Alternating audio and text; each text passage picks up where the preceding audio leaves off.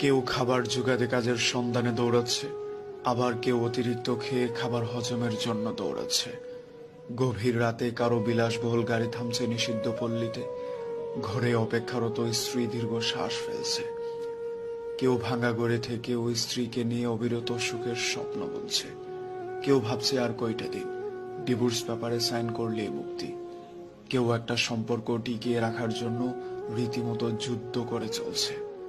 কেউ সন্তান ডাস্টবিনে ফেলে দিয়ে দায় মুক্ত হতে চাইছে, কেউ একটা সন্তানের জন্য সারা জীবন হাহাকার করে যাচ্ছে।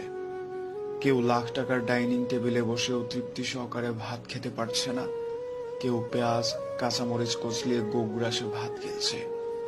কারো দামি খাটে শুয়েও আবার ঘুমের ওষুধ খেতে হচ্ছে, কেউ আবার হিমেল হাওয়ায় রাস্তায় ওভারব্রিজে ও ঘুরে ঘুমোচ্ছে।